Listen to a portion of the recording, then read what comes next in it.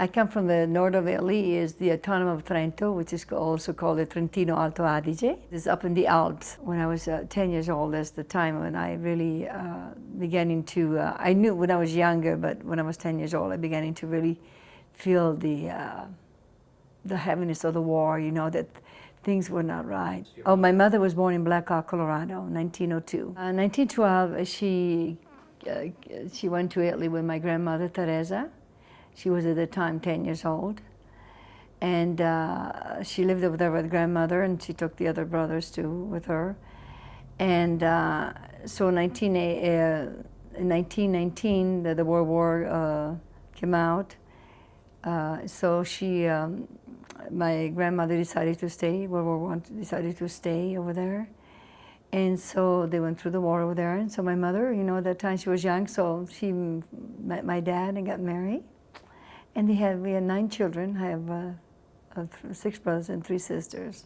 And then she tried 2 other times in 1937 to come over with one of my brother to bring all of us here and to live here. But the World War II came out in 1939 with Ethiopia.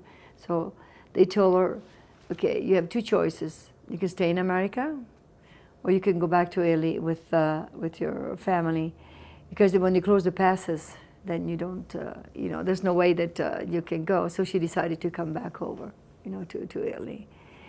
And my mother was in love with Roosevelt. We knew a lot about Roosevelt. Oh, he was the greatest president. She believed in him. He's a strong man. And she always believed in America, in this country. She says, America's going to win this war. There was actually all kinds of soldiers. We had the SS, the Wehrmacht partisan, and the fascist. The partisan didn't like the German didn't like the partisan, the fascists didn't like the partisan. I mean, it was a turmoil. It was a very unrestful place. Well, the partisan had their own way of doing things. The fascists, of course, at that time, it was fascism. As a matter of fact, to support that, we had to wear the uniforms to go to school, and our black uniforms. And my mother, being born and raised in this country when she was 12 years old, she was very much against that. So we were not allowed to dress with the in the house with the uniforms. We had to go to the barn and change before we entered the house. The partisan liked my mother very much, and the fascists get along with my father. And so you have to be very straight and very clear on that one, because if you take one side or the other one, you will be in trouble. It was not to ask any question, but do what you were told.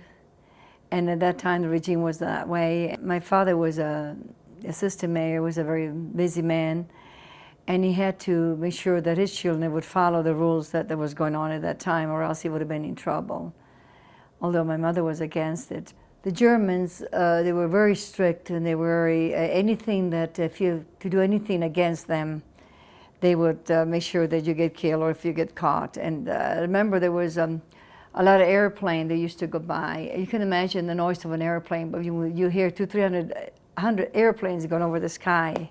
It's scary. It's a scary thing. It was very scary at that time.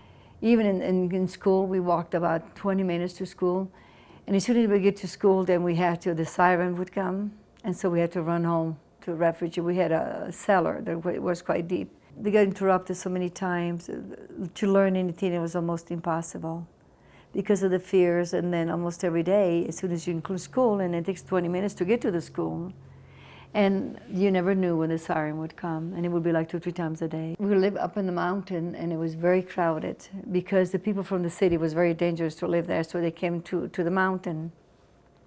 And so it was a very, very busy place. But it seemed like every time we heard the siren, it was time for us to go. We knew what to do. And I remember being in these big places, you know, with all these people, but for some reason I never felt, we were scared, but we held on to each other, especially little kids, you know. But even the parents there, we felt safe and felt secure. As a matter of fact, there was several soldiers, Englishmen, that got shot down. They were flying through, and if they got caught alive, they would be caught and hung upside down, which my aunts and uncles' restaurants, they did on that restaurant too. They did that. We had a soul meal, a little soul meal. And my brothers used to work there. And so one evening, about 8:30, 9 o'clock, my brother came to the house and he says, "Mama, I brought this Englishman." And he said that his airplane was shot down, and there were two of them. He didn't know what happened to the other one. I think he got killed or what. The other one got captured. But he so happened he went to the lumber yard, to the sawmill where my brother was. And I remember being tall and slim, and he was so scared. He was trembling because there were people that would betray other soldiers, other people, So he didn't know whether he found a family that he could trust or someone that, would betray him. So when he heard my mother speak English, he had a sign of a relief. He says, "Oh, thanks God," And so she says, "Are you hungry?" And he said, "Yes." I remember her feeding him. And so he was telling us what happened. They were on a spy missions, and he got to the... So my mother decided to keep him. So we kept him for a while. And every day she would go upstairs in my brother's bedroom, which was a huge bedroom, with the 6 brothers, and teach him Italian. Partisan told my mother, says, "I know you're harboring someone. I'm going to give you 3 days to get rid of him." So my mother went to the town priest, and she told him what was happening. So together they kind of map out a way how for him to escape.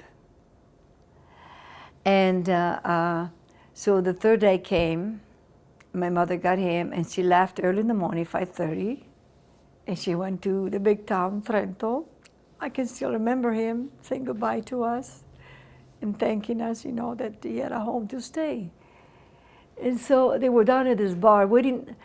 At 8:30, the train was coming to the... It could not go on the major train, but it was a smaller train to go to Switzerland. So they were sitting in this bar, drinking espresso, waiting for the train to come. And they were behind the door, and they were reading the newspaper, and my mother said that they were the Germans. They were all over in those places.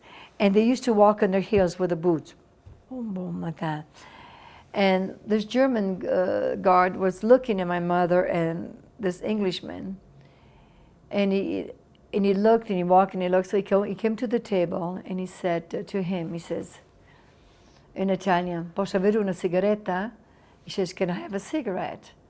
And he says, "Yes." So he gave him the cigarette. So the German man left, guard, and still walking because, they had to wait. They couldn't be out because if you go outside it was dangerous. So about 15, 20 minutes after, he came in, he stopped again, and he asked him, because he was suspicious of him, but he wasn't quite sure. So he asked him, "What time is it in Italian?" So he told him the time. So he says, "Thank you." And it so happened that he knew those words in Italian. And so at 8:30, my mom, she says she put him on the train. Meanwhile, back home, the SS came to the house because they knew they were harboring this Englishman. So they came to the house, and it was 3 of us children and my dad. And he says in German, because my father spoke very good English, he says, "Against the wall." And we knew, what they were looking for. And they had bayonets, and they had other things. They were looking through the haze in the stable and upstairs in the barn and inside the house, and they didn't find anyone. They would keep looking.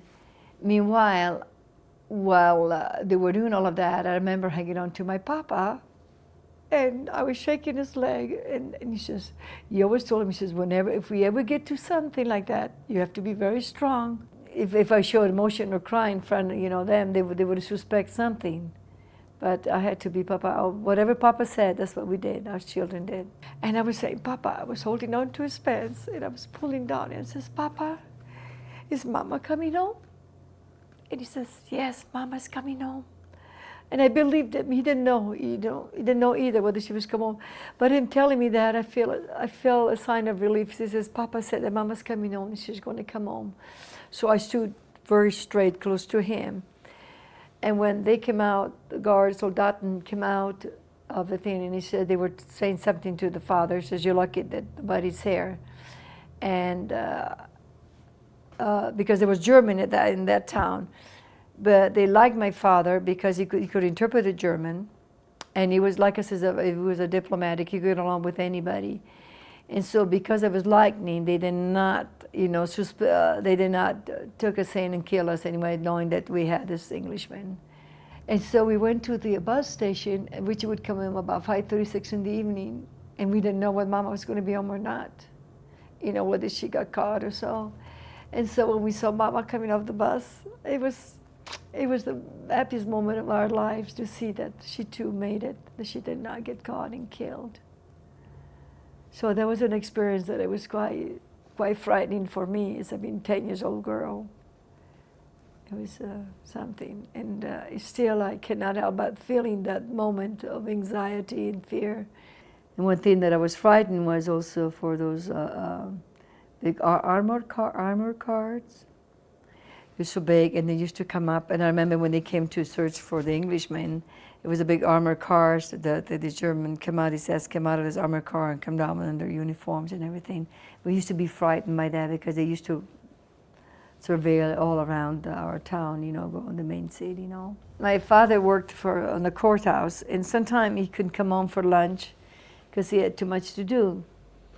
So I used to take lunch to him, to his office. And after I had lunch, and I remember while he was eating, I was going to be a secretary, and I used to type on the typewriter. And it was a mess. I couldn't even, it was nothing, And he used to say, "Oh, yes, I'll make a good secretary." And I was so proud, so happy. So on my way home, there was like the old road, and I took the old road. And as I was coming from the office to the house, there was like a woods in there on this road by the wood. And I saw about 6, 7 soldiers coming towards me.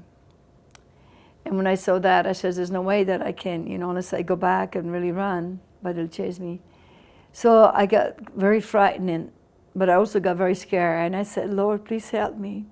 As I was approaching this man, where they put their hands out to each other, like this, holding on to each other. So I remember kind of stopping close to them, and I aim at them, and I look at the 2 weakest one, and I start charging like a bull, and I start running. And as I got to them, I went like this with my hand, full force, and I was able to break the gap and run through.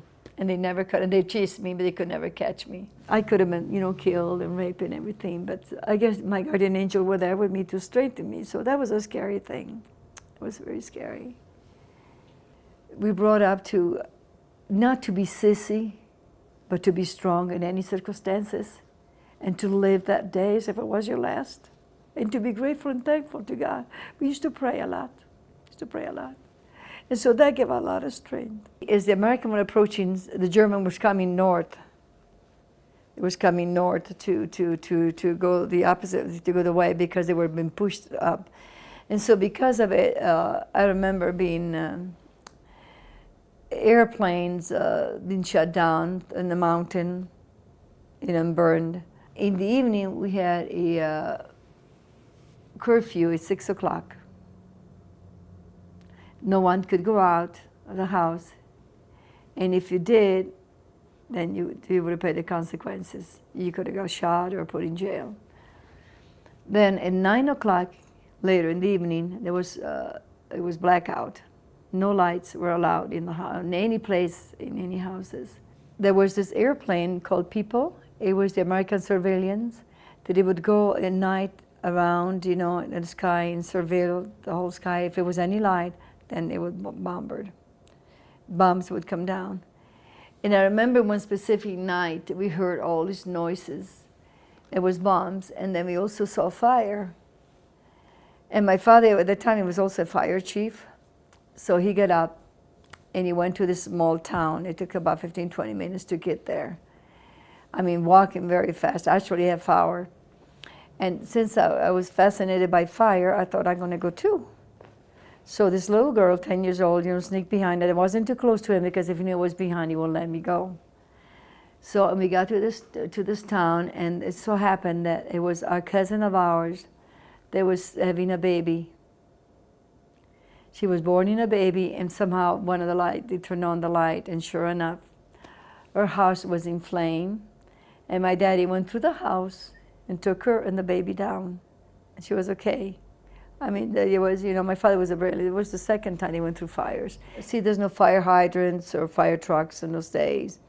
So we formed a line, and there was a beautiful lake there, and we used buckets, and we would change, like a change, bucket to the lake, and there was 2 lanes, one coming, one going, and that's how they put out the fire. And that was really something that kind of scared me. And then there was the other kinds of bombs, the one that breaks, but there's no fire. The incinerators, I believe they're called. And also another house was destroyed quite a bit because of it. And in Trento, the big city, my father sometimes had to go for business. And we prayed, we never knew if he's going to come back or not, because that town was beat up pretty much. It was pretty much, and he saw a lot of places being torn, just bombed down before him. My oldest brother was serving the war, and there was quite a few of our friends from the town that at the end of the war got killed and they never came back. But I remember my mother in the end, she used to go out on the patio, and she says, because she would hear the other ones coming in, coming earlier, coming in from far away, but not my brother. And so she says, he's going to come home. So every night we would pray that he would come home. And she says, Mama, don't give up hope. He's going to come home. But I could see her silently crying. She go outside and she looked and she waited. And then, no, Aldo, he was my oldest brother. And then towards the end, towards the very end, almost at the very end there, one night, at midnight, we heard a knock on the window. There was a patio. You go up through the second floor, you go up the stairs in the patio. There was a knock. And it was, my brother Aldo says, Mama, it's me, Aldo. Mama, open the door, it's me. And so my papa ran out of the house, ran out, and they called us girls, in the bedroom. And we went out. It was a happy moment of our life to have my brother back. And we were all so thankful that he didn't get killed, that he was able to come back. Because my other brother was supposed to go and serve the war. And when the German came to the house, he asked my father, why is he crying? And he said, well, he got called to go in. He says, "Nach nicht." And he says, no. He says, I'll take care of it. So because of that, my second brother didn't go to serve the war, because they control anything and everything. We consider in a way fortunate due to our sawmill and lumber yards that we had. The German wanted to buy that, and they said to my father, whether you sell it or not, if you sell it, we'll buy it. If not, we'll take it from you. So what can he say? So my father says, listen, okay, I'll sell you so much lumber, and I would like 100 pounds of cornmeal, 100 pounds of 50 pounds of sugar.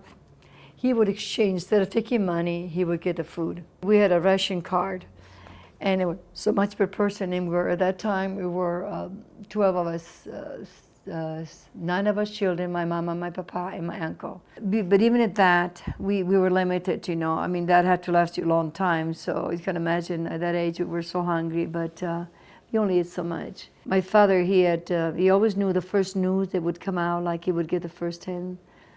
And so one of the things that he did to help the farmers and the people that, the German told him that whoever has 2 animals of any kind, they won't take one away.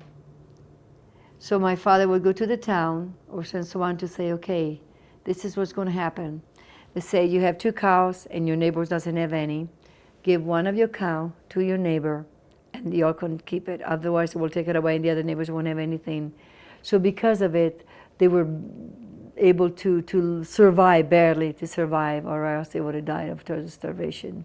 So he was that kind of a man. He was a very wise man, a man that he loved the people and all of us, and well-loved man, very well-loved. And one specific thing, he came home one day with a very sad heart, and I says, Papa, what happened?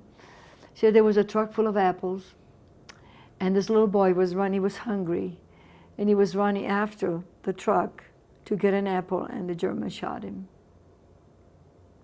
And he was about my age, and he says, I thought of you kids, to see this little boy being shot because of the apple.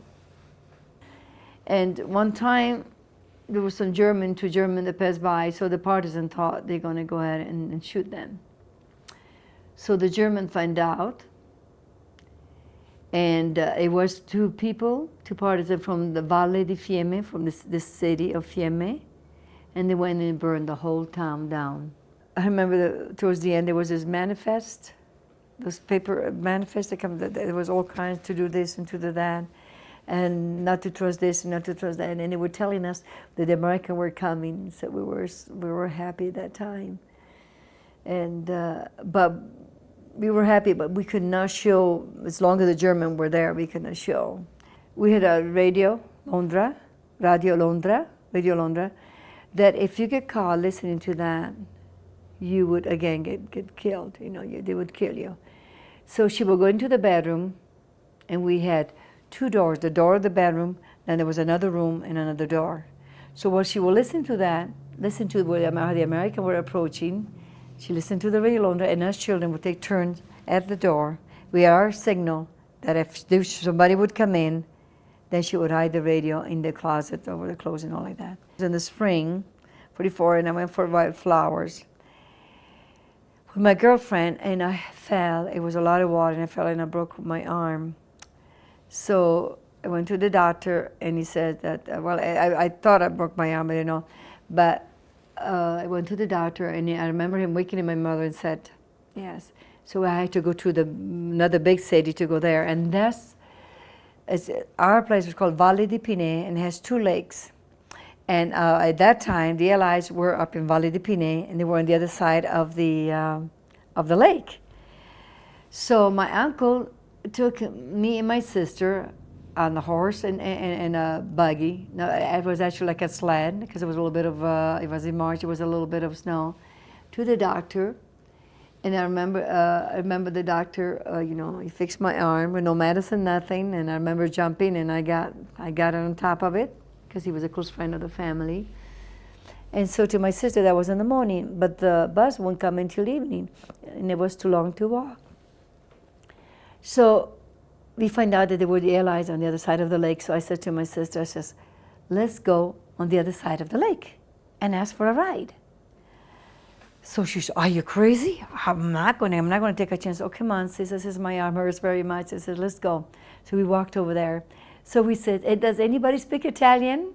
When he saw these two young, because my sister was 9 years older than I was, 18, 19, the whole flock of soldiers came towards us. And so we said that we live about 15 minutes away by car, and then my mother spoke English, and if they would give us a ride.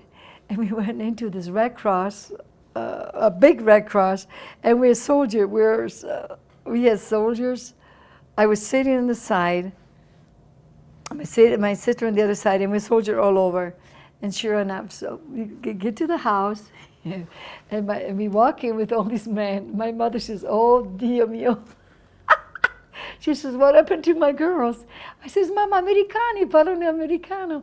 Oh, and then you heard my mother speak. They were very, very happy. So that something just happened and developed. So she was a great help with the American soldiers there in the time. And I remember they used to come and visit almost every day because they needed someone to interpret it. There was nobody that spoke English. And of course, my brother, they go to the Jeep and they steal some of the cigarettes. And although they would bring us stockings and chocolate, but the cigarette they would leave on the Jeep, and so they couldn't get no cigarette at that time, so they would go and steal their cigarette to the GIs. But we had at that time, so the German wall was out, but it was a dangerous still because everybody was trying to see if you were in any uniform, it was very dangerous for you. You could have get killed. So they were dressing anything and everything. As a priest, as a monk, as a farmer, so all these soldiers that were coming home, and anyone that had like hand grenades or anything like that, they would throw it. So at the lakes, it was full of that. As a matter of fact, there were some children that played with it and got killed because of it. But they used to tell us, do not pick up anything. You know, do not pick up anything because you can get, you know, killed that way. I never felt like I was a little girl over there. I was grown up very fast. Never had hardly any time to play, but always to work and we were so busy at the house, always have a lot of people. And you have to think big, you have to think mature. You have to be the big sister to your little brothers and sisters. You have to quite have a lifestyle, and I feel like I never had any youth to speak up. So in 45, 46, it was still a lot. Then because of it, like our lumberyard, you know, the business, everything, because we were the family that were well off compared to others. But because of all of the business, not having the business, and that took everything away with our children, we had to think of other avenues to make a living. And so my mother, because of her help to the allies and all, see, the law was at that time. See, my mother was an American citizen. When you're away too many years, then you lose it. But because of her bravery, because of what she did, they reinstated her citizenship. And so in 1948, she came back with my brother Sergio. And then 1949, my two other brothers came. And 1950, I came. And it kind of broke my father's heart because, you know, he wanted us together, but there was no job. And after the war, a lot of people really, they had to go in so many different countries to just to survive. But he was such a man that he was so involved with everything. He had a lot of great responsibility. He was that he always said, okay, one of these days when I retire, I never remember my father take a vacation, never. He hated to see me go, you know, to see the children, especially the girls and all that. So I said, Papa, I had my paper that my mother called for me. I says, Papa, shall I go, shall I stay? And he said, why? I says, you know what, if you go, I'm happy. If you stay, I'm happier. That meant that was my decision. That was my decision. I often wonder that my destiny ended up in America because I wanted to stay there. But I was always the one that wanted to see what the world was like and to learn about other people, other cultures, other everything. And so, you know, 16 years of age, never been out of the house. Here I was with this girl with ponytails, you know, really very naive. I had enough courage to come, and I had to have somebody be my chaperone because I was underage, you know, under 21 years of age. And as I come here, there was a lot of changes in my life because, you know, your culture is different, your food is different, your way is different, and so. And I remember for the first 5 years, I used to cry myself to sleep every night because I miss home so much. And, but yet, my dad said, if you find yourself that you want to come home, please let me know because I'll get the ticket, you come right home. But since it was my idea and I was going to be the strong macho lady, you know, I wasn't going to about to give him the satisfaction. And I decided to stay, but it was very, very hard, very hard. I saw my father once after I left Italy in 1957. They found out that he had cancer, the kidney, and it was too late. He wasn't feeling good for a year or two, but he never went to the doctor. And when he did go to the doctor, it was too late. So they sent me a telegram that they knew to do surgery on him, and they didn't know whether he's going to make it or not. So in 1957, I told him, I said, Papa, I'm coming here. Remember, I said, remember, daughter, he says, whether I walk or ride or plane, I'll come to the airport to take you. And that was in Milano, and that's a long way. It's about 3.5 hours. So my father at the time, he was in the hospital, and he was very weak, and he says, there's no way you can do it. He says, oh yes, if you don't go, I'm going to walk out of this hospital. So my father, he hired a taxi to come and pick me up. And I was worried because I didn't know which shape he was in, you know. And so when I got to the airport in Milano, at the time I was married, and so I asked there, I says, is there any relative of Mrs. Pierre here? And he said, yes, all at the door. And I ran to the door, I saw my father very thin, my mother kind of looked the same. And my little baby brother and sister, they were very young when I left, and to grown up to be, my age. It was the happiest moment of my life to see them, to be able to embrace each other. And my father, he says, now if I die, I will die happy. I says, Papa, I would have walked over the water just to come and see you. So then the next day we went to the doctor, and he explained to me, he says, I don't know what the circumstances your father said, but it doesn't look good. He says, tomorrow we're going to do surgery. So we went down in the morning with the same bus that my mom took years ago and I remember we had lunch together, and we're supposed to go in about 5, 6 in the evening. And so we went to, I says, Papa, we go to the special restaurant that I really like, and he liked too. And my mother was tired from the trip to go down to Milan and all. I says, Mom, I'll go down with them, So we went to a movie, and I remember it was Leslie, the dog, something like that. And I remember looking at my father that started to cry. And I look at the movie, and he says, what's the matter? I says, he said, don't you like the movie? I says, yeah, oh yes, Papa, it's very much. He says, why are you crying? And I says, Papa, why? I says, I'm just thinking about America. I'm thinking of the country over there, and I kind of miss him. But I was looking at him, knowing that tomorrow he might be dead, that I might not have him, that it would be our last day together. But I did not say anything to him. And he believed me that that's what I said. It was true, but it wasn't. It was because I didn't know whether I would have him tomorrow or not. So the next day he went to surgery, and the doctor came out about 2, 3.5 hours after, and he says, we opened up your father, and we had to close him up because he had cancer on the left kidney, and he waited too long. It got into the spine. He says, if we do, we would kill him or paralyze him. There was no way we could do surgery. And on those days, they did not tell you. If he has something like that, they would not tell you. They would not tell you. So we never told him. Then he recuperated because he had to go back to the courthouse to work still. And you couldn't figure out why he wasn't getting any better. I said, well, Father, I says, you had a big surgery, went through a big ordeal. I says, it takes a long time. So he used to go for radiation treatment. And it was kind of far, and there was no ways of me to get there very often, so I hitchhiked very many times. And I can remember my father on top of the hill waiting for me because he knew that I would be there. And he'd be waving, and then he told me a lot about his life and the Austrian War, because he fought very well on that. And as a teenagers and things like that, so I learned, he told me a lot about life in general. So it was a precious time. I remember the song that I used to play for him. It was "Oh My Papa." To me, it was so wonderful. He would I would introduce to him what the words meant, and he would cry, and I'd cry. He was a softie, my father. To say the last goodbye, it was very, very hard again, because I knew that this time I would not see him anymore. I remember when I came from Italy, my brother fought in the Korean treaty, a war, whatever you want to call it.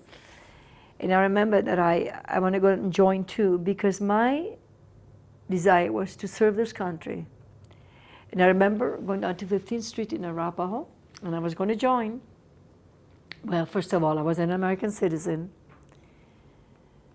and I was a lady, and so there was no way. I bought, I think, the suitcase for 20 cents. I saved that, because I was going to school, I didn't have much money. And when they told me that I would not qualify for it, I came home crushed. I was willing to go to the front line and fight for this country, but they did not take me because I wasn't a citizen. But I said, well, my brother's not a citizen. Well, yes, but he's a man. I remember when we had the Cuban crisis.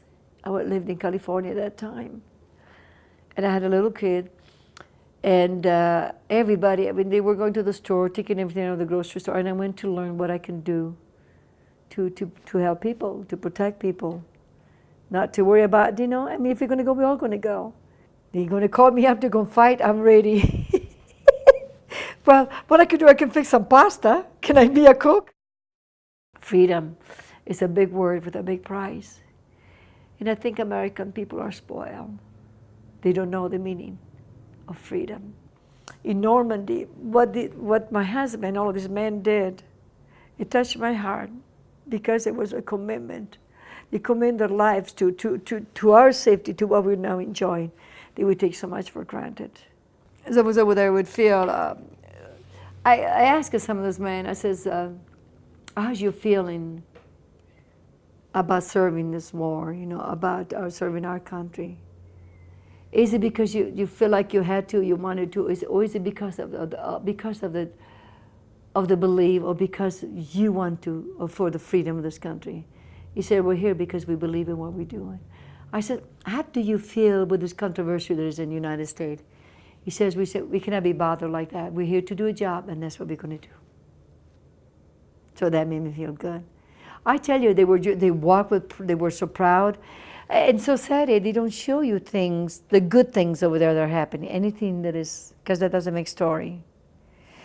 But I mean, the honor that he got, the honor that I feel like I was honored to be over there, to experience that. My heart was touched by the veterans, by the film that I saw, by the people that helped us. We would stay at their home, by all the servicemen, by the cemetery that I saw. 10,000 of our men, and I thought, I salute you, and I thank you that you give your life, that I'm enjoying what I'm enjoying now.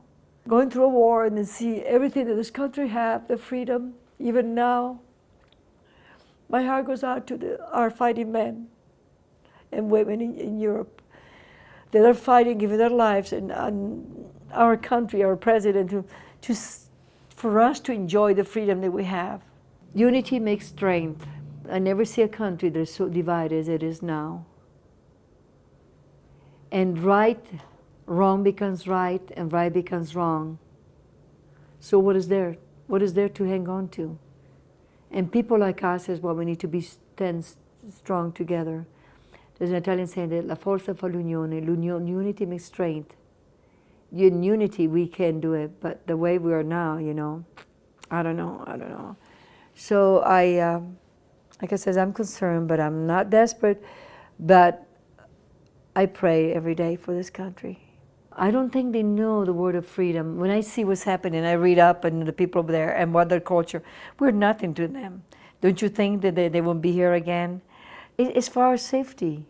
It's for the safety of this country, for all of us together. And yet what is happening, it saddens my heart. It makes me sad. It makes me sick. I don't think people know the meaning of life. They don't until it's gone, and then it's too late. Do you realize today is a precious day, and we'll never have this day again? I ask myself, what have I done today? Have I touched someone? Have I done something good? Have I lived a good day? Have I been happy?